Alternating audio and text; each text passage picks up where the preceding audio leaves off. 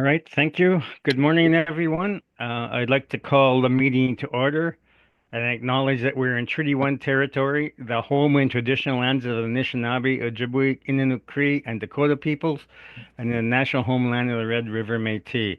Our drinking water comes from Shoal Lake 40 First Nation and Treaty 3 territory. My name is Neil Harden. I'm chairing today's panel. With me are Gail Anderson and Kent Seelan. The secretary today is Crystal Harland, and the assessor is Sharon Ting. We will be hearing applications for revision of the assessment rule in accordance with the Municipal Assessment Act. The matters for which revision is requested have been described in each application, and we'll limit discussion to those matters. The statements that are made at this hearing are sworn testimony, and anyone speaking to the matters must be sworn in.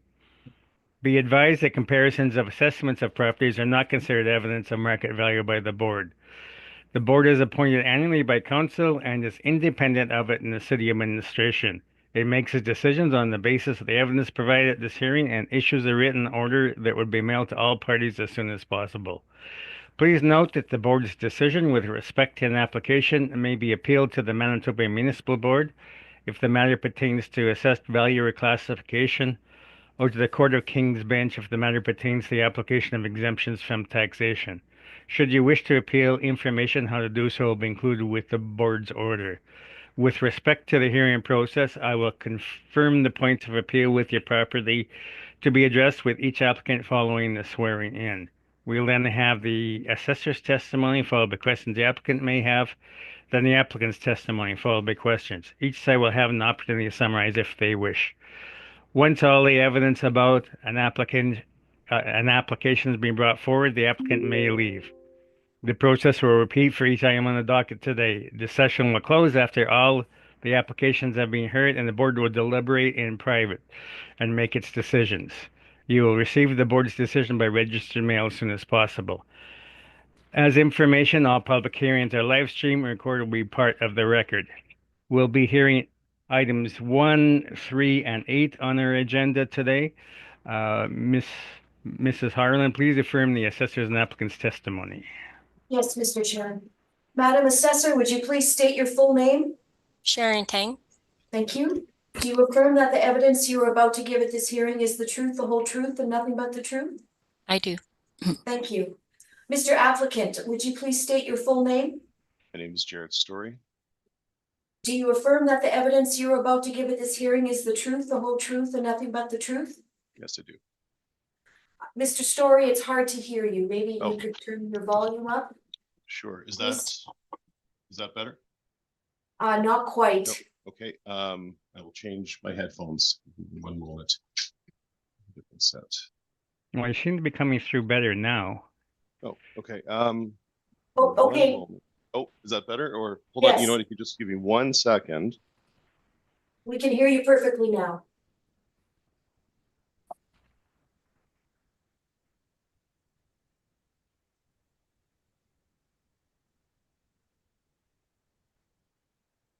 Okay. Is that? Can you all? Yes, hear me? thank you. Okay. Wonderful. Thanks. Yep, okay. So the first property today is 425 Henry. So Ms. Teng, you can proceed.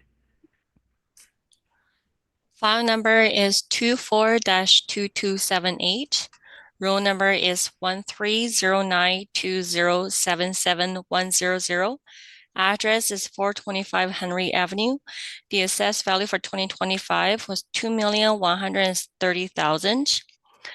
The building has 4 stories. It was built in 1912 with an effective year built of 1940. There are 26 suites and 8-door outdoor parking. Page 3 and 4 of my brief shows the subject property photos and locations. And page 6 shows the evaluation. So there are 8 1-bedrooms, 9 2-bedrooms, 9 3-bedrooms, and we use a monthly rent of $945.33. Then we use 5.3% vacancy, 59.59% expense ratio, and 5.3% cap rate, and that gives us $2,130,000. Page 7 is the comparable rent and locations, and page 8 and 9 shows the CMHC information. The property is located in region 2 of the CMHC. So you can see the rent for the 1-bedroom apartment and 2-bedroom and 3 bedrooms. And page 10 and 11 shows the cap rate studies. And page 17 to 19 is the income and expense information. And that's my presentation. Okay, questions, Mr. Story? Yes, I do. Thank you, Mr. Chair. Ms. Tang, this just at the outset here, this is all model derived, is that correct? That's correct. Okay, and can we agree that this is a social housing asset? This is not a market apartment? I agree. Okay, has this property been inspected by the department? Not I'm aware of. Okay, so there's an adjustment from the structural age of 1912 to 1940. Do you know what the basis for that adjustment might be? Mm.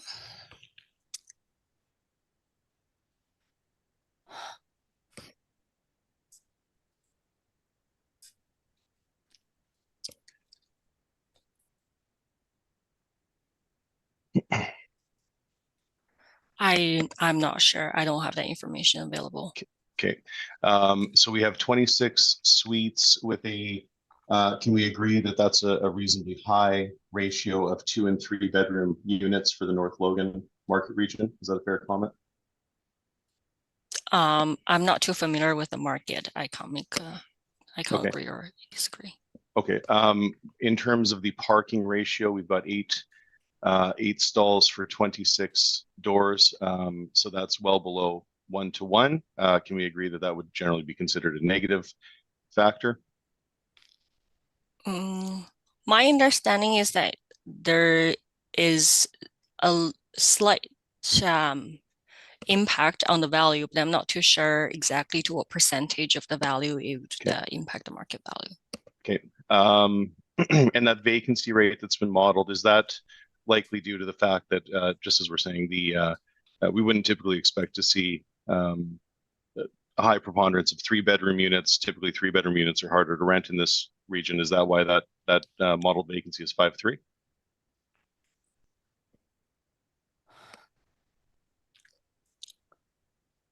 I'm not sure. Okay. And then just finally, we're getting close to the end here. You have a sale on your cap rate chart here. The oldest property that you have in the most reasonably comparable location would be 677 Maryland. Is that correct? It's also built in 1913, World War I era downtown area. Yes. Okay. And are you aware that there's actually a sale that occurred after the sale that you've recorded here? There's a sale that's subsequent to this sale that falls within our reference period. You're aware of that? No. Okay. And I guess just finally, this property has a grade 3 heritage designation. Are you aware of that? No. Okay. And so just presumably the model doesn't incorporate factors such as social housing or the restrictions imposed with a grade 3 heritage designation. Is that a fair comment for our purpose today? Yes. Okay. Thank you, Ms. Tang, Mr. Chair. Those are my questions. Thank you very much. Okay, Ms. Anderson, any questions? I have no questions. Thank you. Okay, Mr. Seelan? Yeah, can you just take us through the cap that you have here? I know it's model driven, but how does it reflect with respect to the cap rates that you've included with your presentation here? Those cap rates are listed on page 10.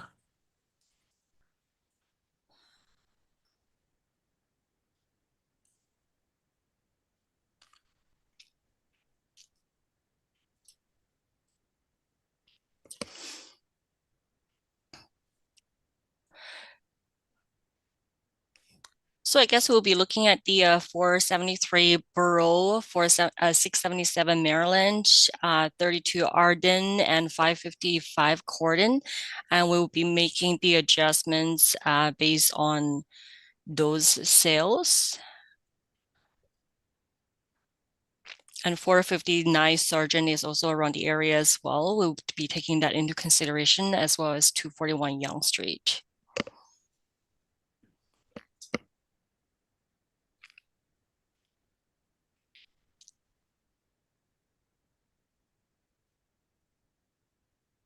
This is considered a multifamily home, low rise, I assume. That's correct. That's all my questions, Mr. Chair. Thank you. Okay, thank you. And I have no questions, so Mr. Story, you can begin your presentation. Yes, thank you very much, Mr. Chair. So as I alluded to in my questioning of the assessor, this is indeed a grade 3 heritage building. This is the former McCormick. It's called the Turner. I've got the information here. It was a former warehouse built in the World War I era. It sat vacant for some years, and in 1988, it was granted or it had been transferred, ownership was transferred to the Winnipeg Housing and Renewal Corp.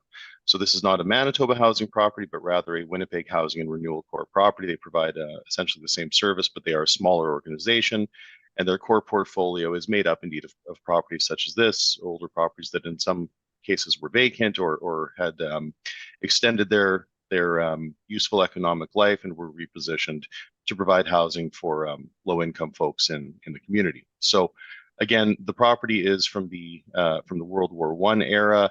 It is on, it's in the 400 block of Henry. It backs onto the rail yard.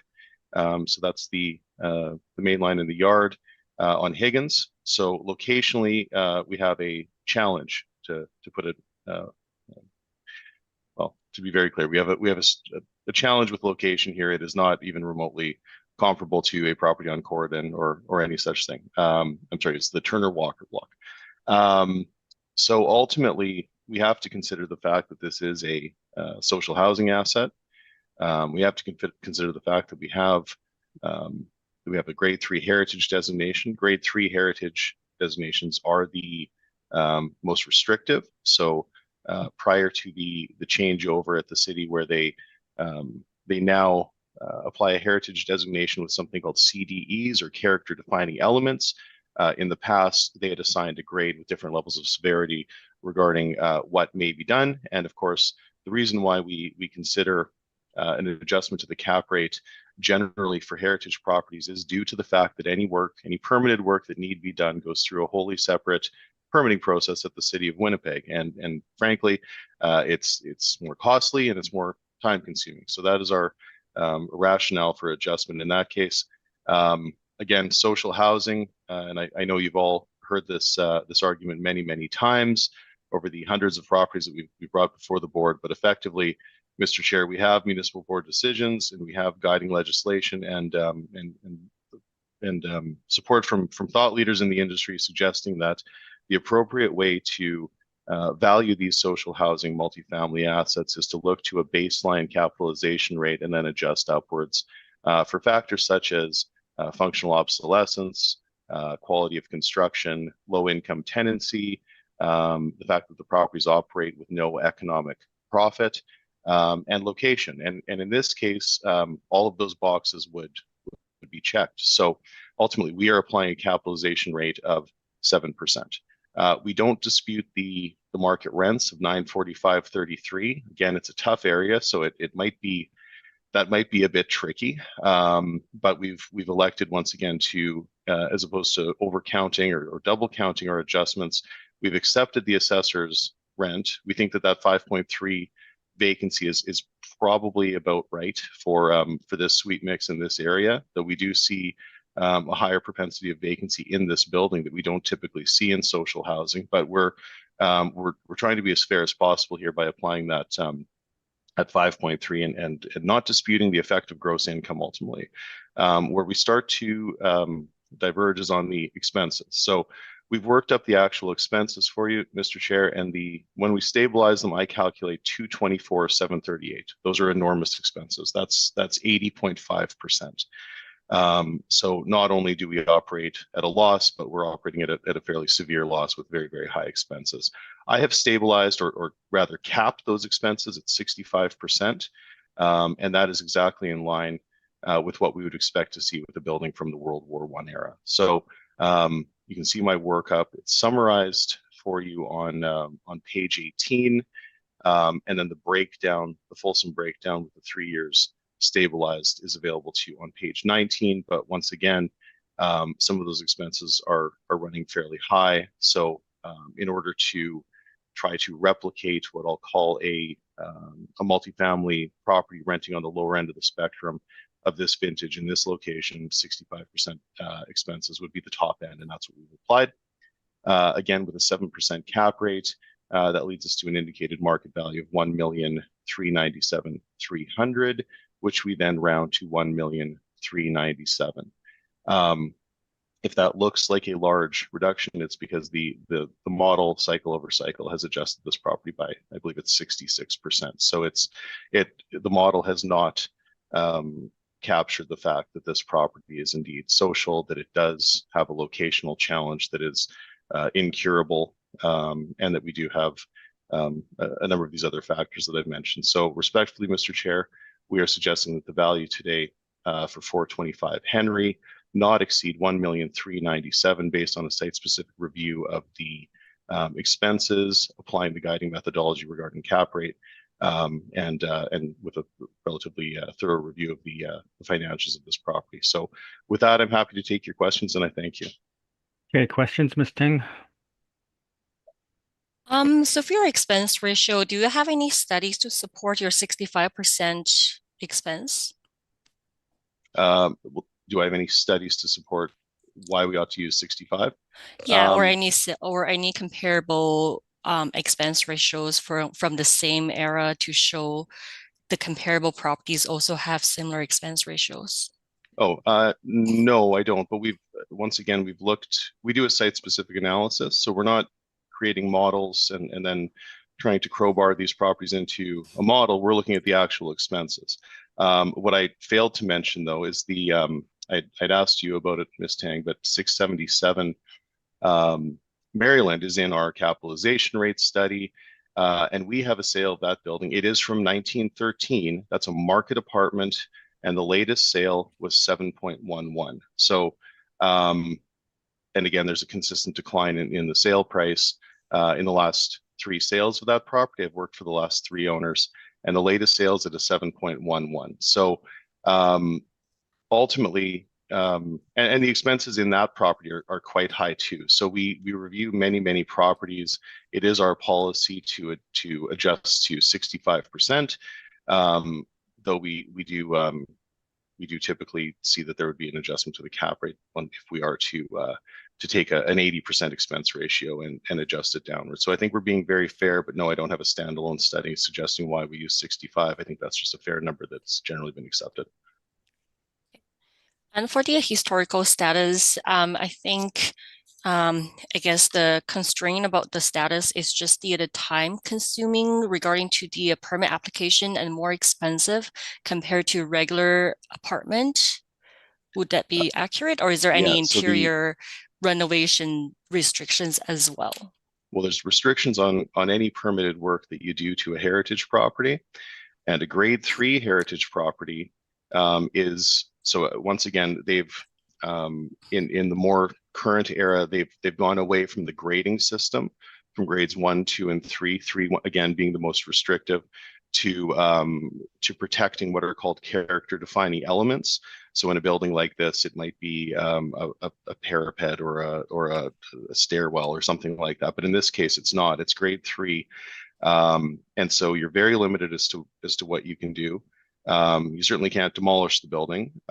So there are a number of restrictions, and yes, indeed, it is quite a bit more expensive, costly in terms of time and money. And a big part of this too, when you have these older properties, you're required to use vendors that are that are vetted by the city of Winnipeg. So if you own a regular apartment building, you can go to any window supplier and purchase your goods and have them installed.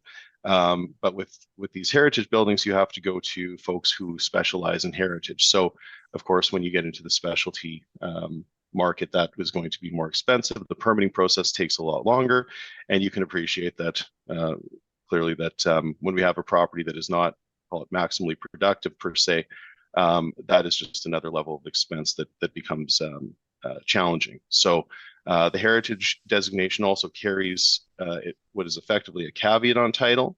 It does not run with the owner; it runs with the building. And as you've seen many times in the city, they're very difficult to remove.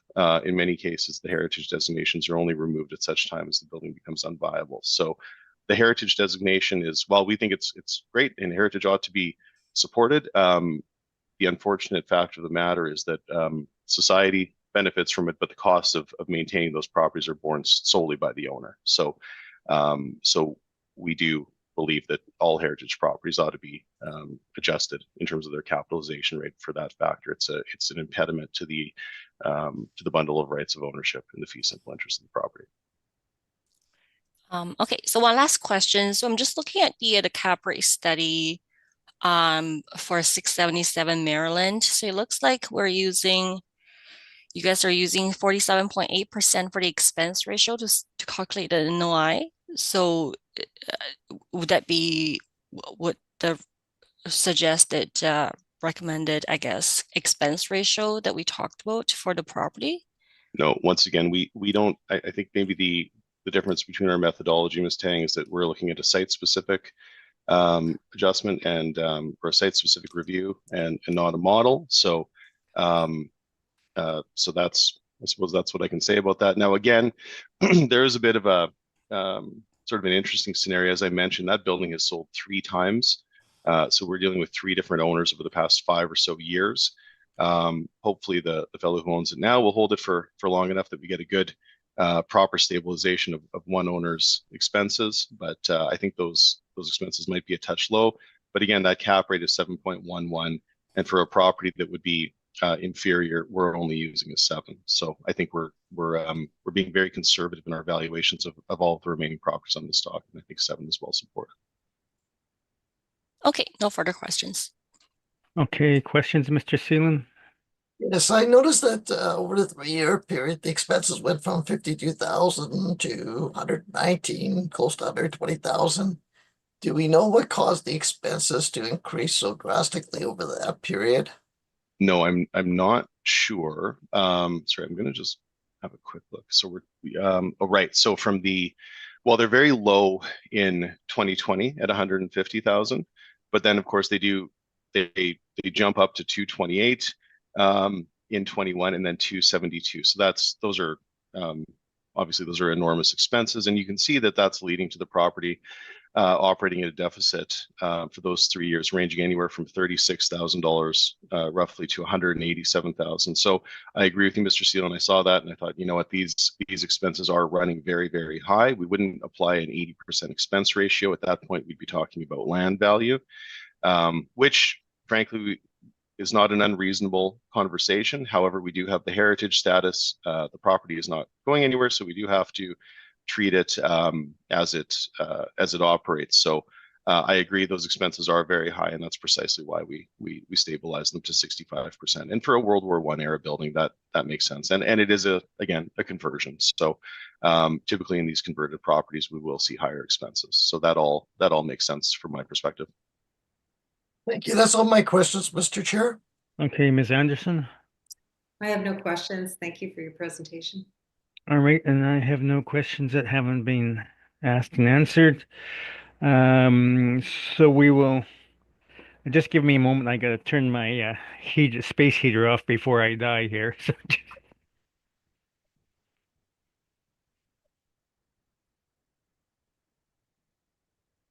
okay, thank you very much. It certainly took the chill off, and now it's turning into a sauna.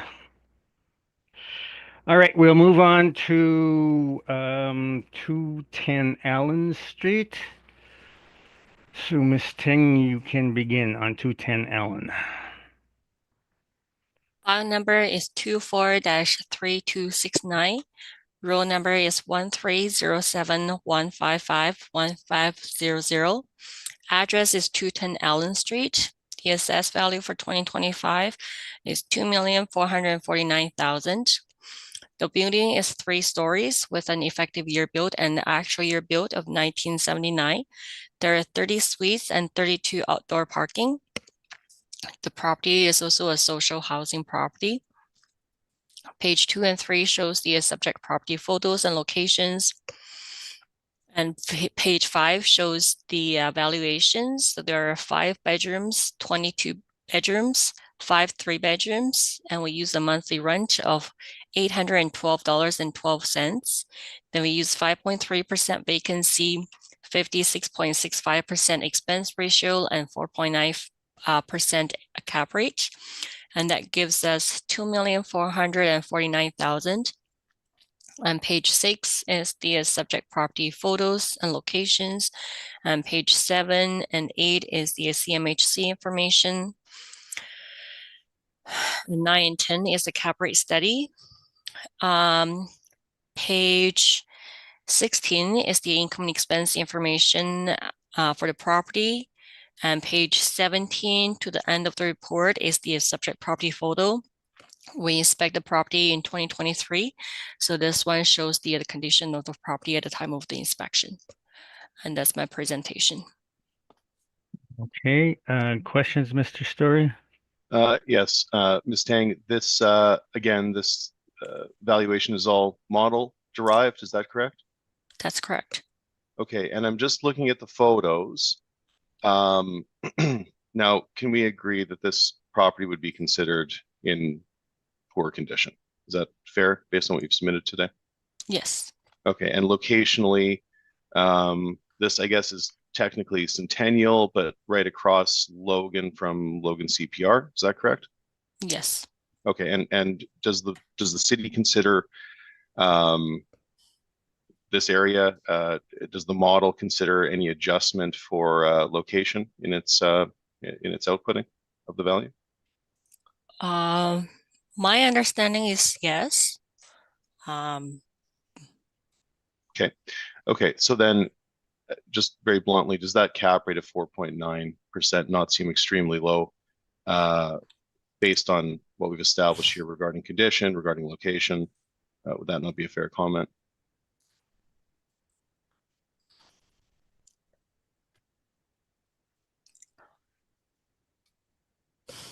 Well, I guess the cap rate would capture the location of the properties, and the rent itself would capture the condition of the property. So the rent itself is pretty low, and we're also using a 56.65% expense ratio, which is much higher than a regular apartment already. So we have already captured, well, I guess the model has already captured the condition and the location of the property itself. Okay, so are you suggesting that those expenses are higher than what we would expect to see from a market apartment in this specific area? My understanding is yes. And don't row houses typically have higher expenses? Is that not your understanding as well? My understanding is that even though they're higher, but they wouldn't be exceeding 50%. So the fact that we're using 56.65% is more than 50% is considered as higher. Okay, and that 50%, is that based on a study or is that an internal policy? I'm not sure. Okay, and then just once again, can we agree that this is a row house as opposed to a standard, more typical vertical apartment? Let's say it's a social housing complex, so it's a row house. Is that fair? Yes. Okay, but the parcel use is res app. So is that then misclassified in your system? On your first page under property description, typically parcel use would be considered commercial row house for a property such as this. I'm not too sure. Okay. And just theoretically, if that were the case, and since this is all modeled and not adjusted, would that cap rate not be outputted at a higher rate if it were properly classified as a commercial row house as opposed to a res app. Is that not a fair comment?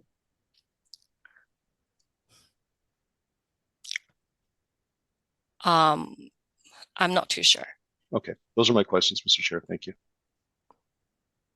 Okay, Ms. Anderson, any questions? My questions have been asked and answered. Thank you. Mr. Seelan? No questions, Mr. Chair. Thank you so much.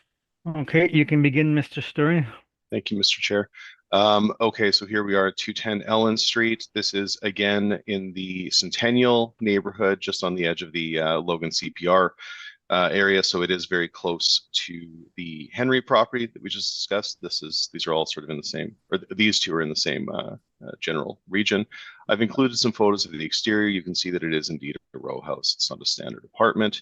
The building is purpose built. It's not built by market factors. It's built to house as many families as possible. It's a family housing complex, and you can see that the condition would objectively be considered poor. The assessor has agreed to this based on the interior photos, and based on my exterior photos, I believe that a cap rate adjustment ought to be considered or applied for condition at a minimum. Again, we've reviewed the actual expenses. The rents are not in dispute in this case. We want to be fair, although I do think that this is a challenging area to rent in, but we've accepted the $812.12 potential gross rents. The 5.3% vacancy is fine. We would typically expect to see something between 5 and 7% in this location, and that would again be further frustrated by the high propensity of larger units. Typically in these areas, Mr. Chair, we would see more bachelor and one-bedroom units, as you can imagine. They're more affordable. So the stabilized expenses that we have here were too high. So I've actually I've accepted 56.7% in this instance. You can see that it looks like that year of 226,000 is too high. So we want to be fair and not overstate it. So in this instance, we have accepted the 56.7%. That is within range. We would expect 55 to 60% for this property in this location. I did note that it is a high crime area, and extra security was required at this property, as you can imagine. So not to put too fine a point on this locational adjustment, but it is a concern and certainly would be considered by anyone looking to purchase this property. So we've applied a capitalization rate of no less than 6.5%.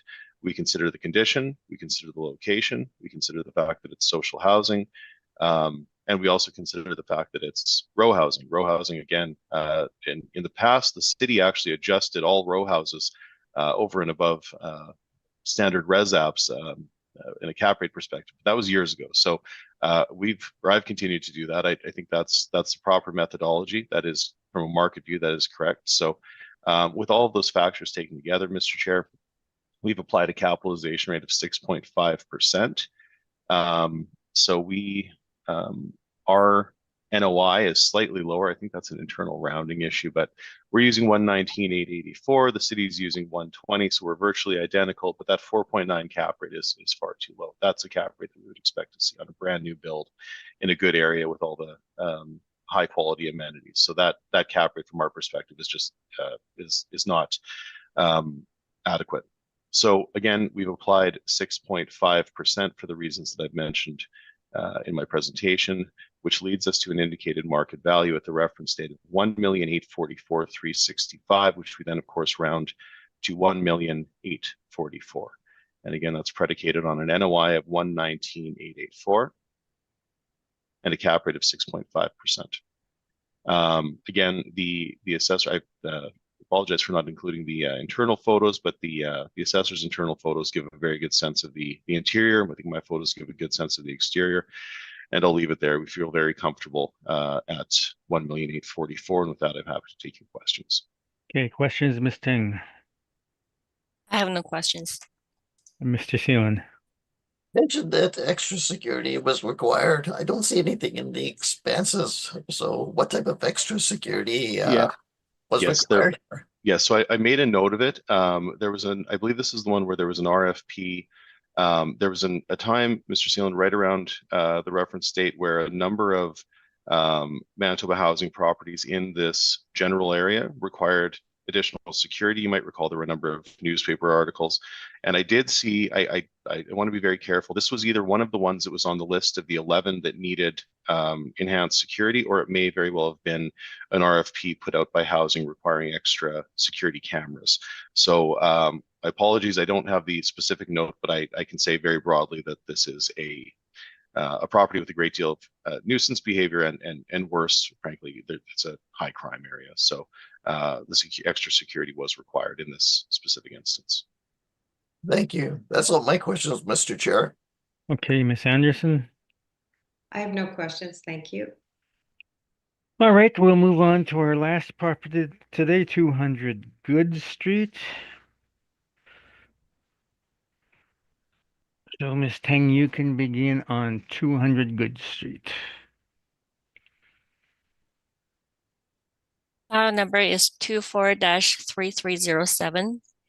Roll number is 120911640000. Address is 200 Good Street. The assessed value for 2025 is $4,792,000. The building has 6 stories, and it was built in 1967. It has 37 suites and 21 outdoor parking. Page 2 and 3 of my brief shows the subject property photos and locations, and page 5 shows the valuation. So there are 22 2-bedrooms and 15 3-bedrooms. The monthly rent is $1,128.82. Then we use a 3.6% vacancy, 48.92% expense ratio, and 5.15 cap rate, and that gives us $4,792,000.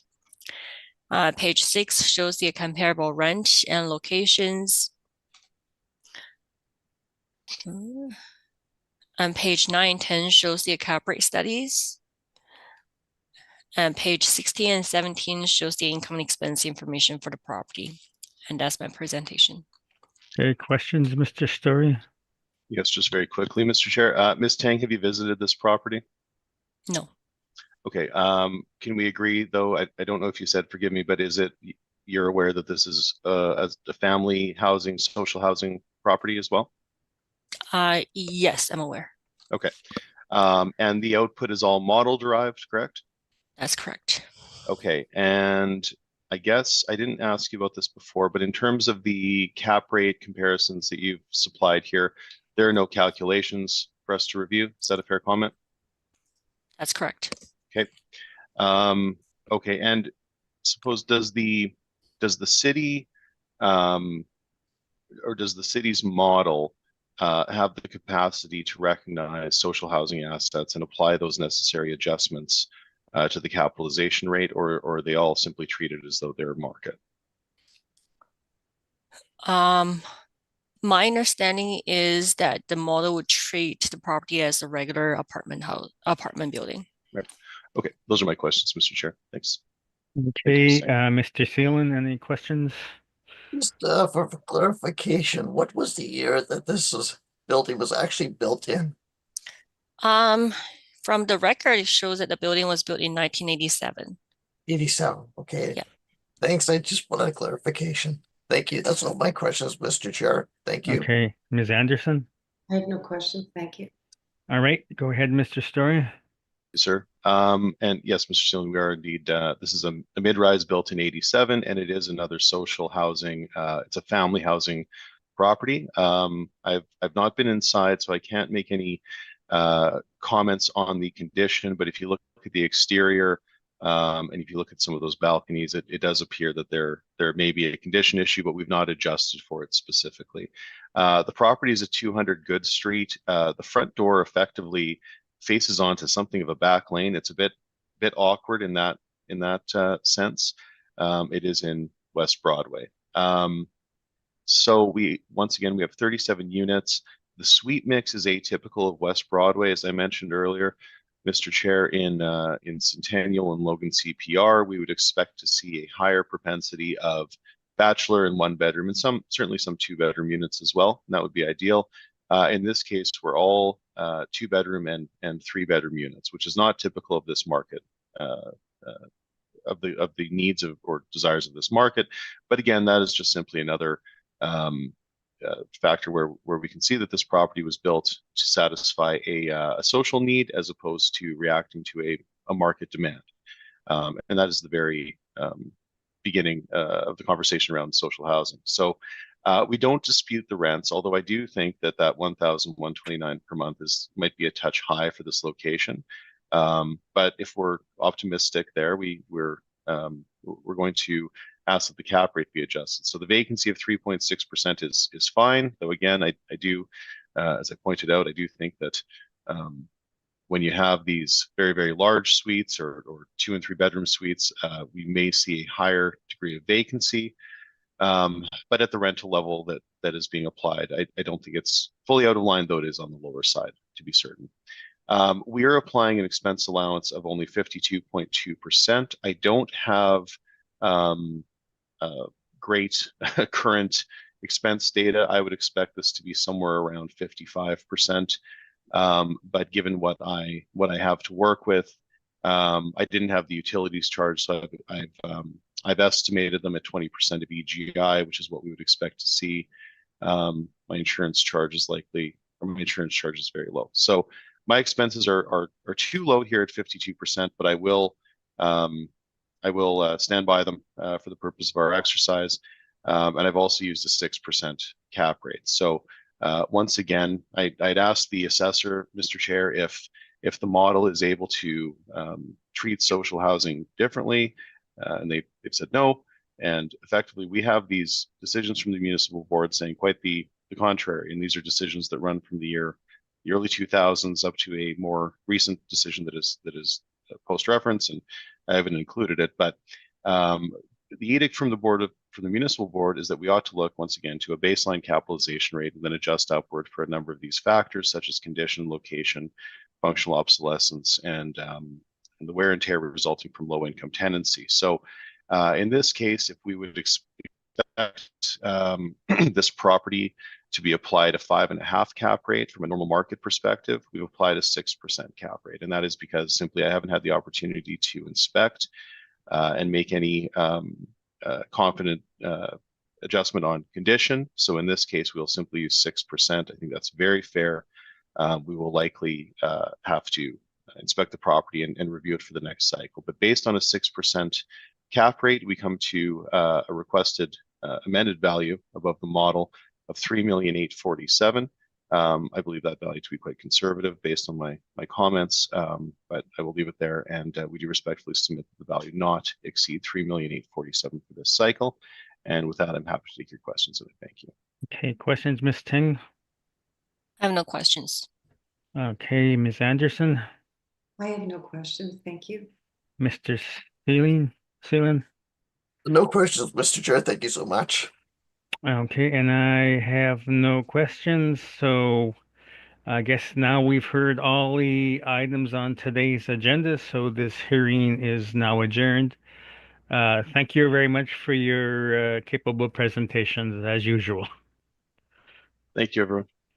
Thank you. Thank you. Appreciate it. Okay, we'll just take a short break and then come back and do our deliberations. Sure. I'll take us offline, Mr. Chair. Okay.